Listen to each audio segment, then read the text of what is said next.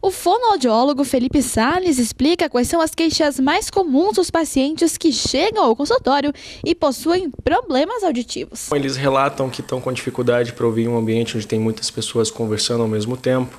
Eles relatam que às vezes tem um zunido, que eles chamam de zunido, mas na verdade é o zumbido, que eles podem apresentar devido a vários fatores. Eles reclamam que a voz das pessoas está muito baixo. Alguns familiares reclamam também que o parente ou esse familiar que está vindo até nós está ouvindo a televisão num volume muito alto. São várias as queixas. Cada paciente apresenta uma queixa determinada que nos leva a pensar numa perda auditiva. Quais são os fatores mais comuns ou os tipos de perdas mais comuns que se tem atualmente? Bom, a que a gente tem atualmente é devido ao envelhecimento, A partir de 40, 50 anos de idade, o corpo inteiro vai envelhecendo e o órgão auditivo envelhece junto, Mas as mais comuns mesmo é devido à exposição de ruído. Se a pessoa fica num lugar muito barulhento em determinado tempo, automaticamente ela pode lesionar o órgão auditivo. Então é devido e necessário o uso de protetores auditivos. Ele também orienta que o uso excessivo de fone de ouvido com volume alto também prejudica a audição. O fone de ouvido ele entra basicamente como a questão do ruído, Se a gente tem um fone dentro do ouvido, automaticamente a gente está como se fosse vedando o ouvido, então automaticamente vai ter muita quantidade de som entrando dentro da orelha, E esse som lá dentro vai ser amplificado pela própria natureza do ouvido. Então, se a pessoa usa o fone de ouvido durante muito tempo, durante uma boa parte do dia, por exemplo, ela pode sentir sintomas como dor de cabeça. E isso significa que o ouvido está trabalhando demais, o órgão auditivo está enviando bastante informação ao cérebro. E sim, dependendo da altura do volume e o tempo que ela utiliza, pode ocasionar uma perda auditiva. Existe uma medida, uma altura que é indicado para se ouvir com o fone ou até mesmo dentro do carro? Bom, na verdade, as medidas de intensidade de volumes, falando auditivamente, é medida em decibéis, que é diferente do volume de uma televisão, de um som de um carro e tal. Então, os equipamentos que são liberados pela área da saúde, ele já vem com uma quantidade de volume suficiente para não ocasionar uma perda auditiva, mas ainda assim a intensidade e o tempo de uso realmente é um fator que pode ocasionar, mesmo eles sendo liberados pelo Ministério da Saúde. Acredito que um volume ideal suficiente para uma pessoa é aquele agradável, Quando passa a ter uma dor de cabeça, significa que não está legal.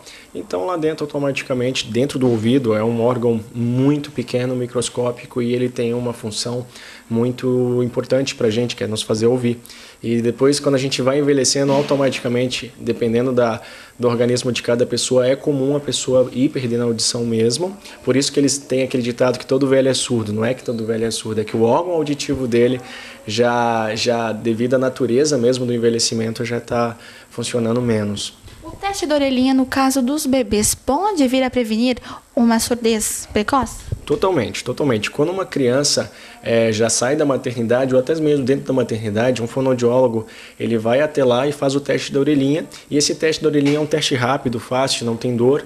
Ele acaba proporcionando para a criança um diagnóstico preciso se ela tem ou não uma perda auditiva. Se ela vier a ter uma perda auditiva, esse equipamento é uma triagem. Na verdade, ele é o primeiro passo.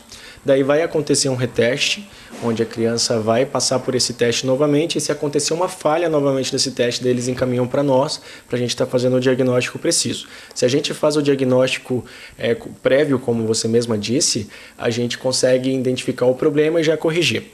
Se a criança não corrige o problema posteriormente aos 2 anos de idade, ela vai ter um atraso de linguagem, ela não vai aprender a falar como qualquer outra criança e automaticamente vai se atrasar tudo decorrente a isso. Vai problemas na escola, problema no desenvolvimento da linguagem em geral, problema geral no âmbito social, enfim, entre outros problemas. Mas sim, ele é um exame preciso que tem que ser feito para a gente poder diagnosticar uma criança com perda auditiva ou não, já fazer a intervenção para que ela não perca esse tempo sem ouvir, que é o momento ideal que ela precisa para aprender a falar. O acompanhamento médico, no caso do aparecimento de alguns sintomas, também pode ajudar. A perda auditiva ela não tem dor. Na verdade, ela acontece e a pessoa, quando ela percebe que ela está com algum problema auditivo, é quando ela escuta menos.